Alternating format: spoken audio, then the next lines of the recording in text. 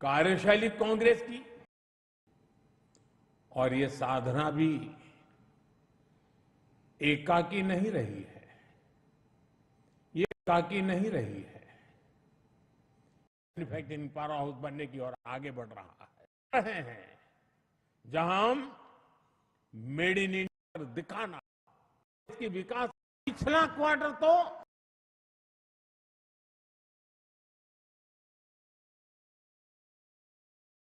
मार्च को खत्म हुआ, उसमें भी ये टेक्नोलॉजी हमें न्यूक्लियर एनर्जी में आत्मनिर्भरता की तरफ ले जाएगी। इसी तरह ग्रीन हाइड्रोजन और ग्रीन अमोनिया के मामले में भारत बहुत तेजी से काम कर रहा है। आने वाले समय में ये टेक्नोलॉजी भारत को ग्लोबल ग्रीन एनर्जी मैप में सबसे प्रमुख बना पाएगी और ये नाम बनना पक्का है साथियों।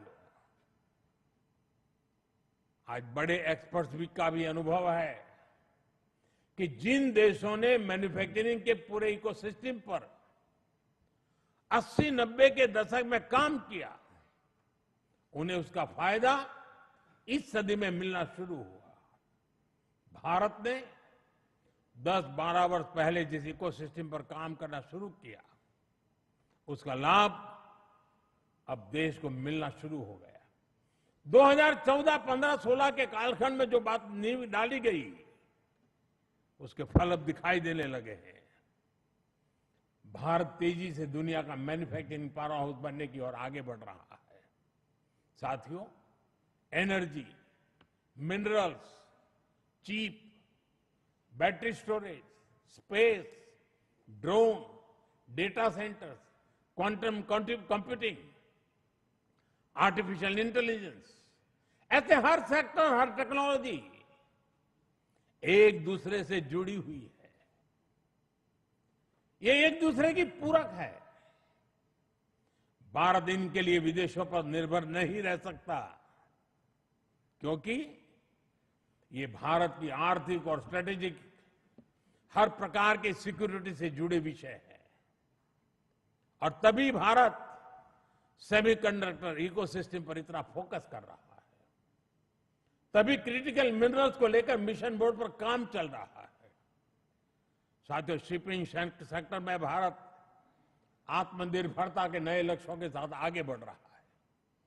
हम एक ऐसे फ्यूचर की तरफ बढ़ रहे हैं जहां हम मेड इन इंडिया शिप पर ट्रेड करेंगे और कंटेनर भी मेड इन इंडिया होंगे। शिप मेंटेनेंस और रिपेयर से लेकर स्क्रैपिंग तक की सर्विसेज भी भारत देगा। यही विजन हमारे एविएशन सेक्टर के लिए है। आज हम made in India transport aircraft बना रहे हैं। वो दिन दूर नहीं जब Bharat made in India civil aircraft भी बनाएगा।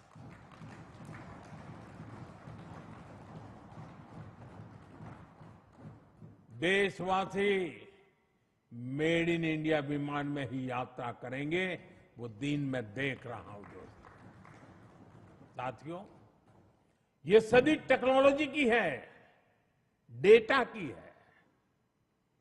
आज विश्व के सबसे बड़े और आधुनिक डेटा सेंटर्स भारत में बन रहे हैं। यही भारत की ग्लोबल सप्लाई और वैल्यू चेन का मजबूत पिलर बनाएगी। हमने यूपीआई के माध्यम से दुनिया को दिखाया है कि भारत कम से कम समय में टेक्नोलॉजी का इतना विस्तार कर सकता है। हमने दिखाया है कि हमारे युवाओं का सामर्थ्य क्या है। अब एआई, डीप टेक और एडवांस टेक्नोलॉजी में हमारे युवा नया दमखम दिखाने के इरादे से आगे बढ़ रहे हैं। साथियों, आने वाले समय में 2 और सेक्टर्स में भारत का सामर्थ्य पूरी दुनिया देखेगी। ये सेक्टर है टूरिज्म और स्पोर्ट्स। ये दोनों भारत की इकोनॉमी के मजबूत पिलर बनेंगे। विशेष रूप से कॉन्फ्रेंस, एग्जीबिशन और कॉन्सर्ट के मामले में भारत एक ग्लोबल डेस्टिनेशन बनने के लिए अब पूरी तरह सज रहा है। आधुनिक इंफ्रास्ट्रक्चर से सेक्टर को बहुत पुश मिलेगा और स्पोर्ट्स में तो भारत के युवा कमाल का प्रदर्शन कर रहे हैं और हर दिन उनकी परफॉर्मेंस निखरती जा रही है। भारत दुनिया की बिगेस्ट स्पोर्ट्स लीग की धरती बनता जा रहा है। आने वाले सालों में हमारी ये खाती और बुलंद होगी। ओलंपिक्स के लिए हमारी तैयारियां भी भारत की एस्पिरेशन का ही प्रतिबिंब है।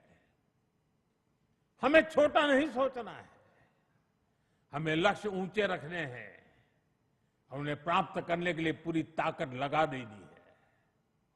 साथियों, आज भारत रिफॉर्म एक्सप्रेस पर सवार होकर तेजी से आगे बढ़ रहा है। हमारे लिए रिफॉर्म कोई कंपल्सन नहीं है, रिफॉर्म हमारा कन्विक्शन है।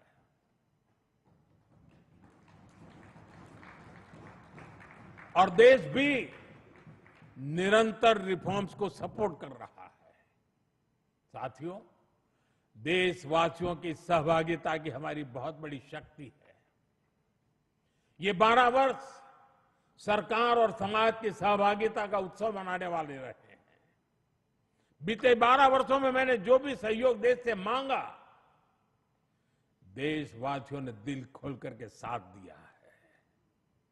मैंने स्वच्छता का आग्रह किया तो पूरा देश निकल पड़ा। मैंने देश से डिजिटल पेमेंट अपनाने के लिए आह्वान किया तो भारत रियल टाइम ट्रांजैक्शन में दुनिया में सबसे आगे निकल गया। मैंने कोरोना महामारी के दौरान एकजुटता का, संयम का आग्रह किया तो देश ने एकजुट होकर उस महामारी का सामना किया। जनता ने कभी हमें निराश नहीं किया। साथियों, आने वाले समय में भी इसी जन विश्वास और जन भागीदारी के साथ हमें आगे बढ़ना है।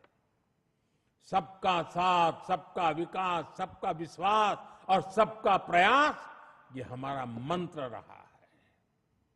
सबका प्रयास ही विकसित भारत के निर्माण की असली ऊर्जा है। हमें हर राज्य, हर शहर, हर गांव को जोड़ना है। अब समय आ गया है कि राज्यों के बीच नई प्रकार की तंदुरुस्त स्पर्धा, स्वस्थ स्पर्धा हो।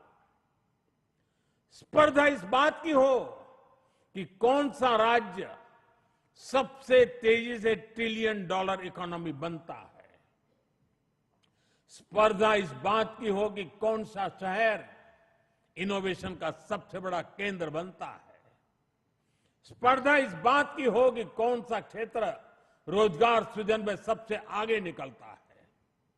भारत की प्रगति राज्यों की ऐसी प्रगति से ही होने वाली है।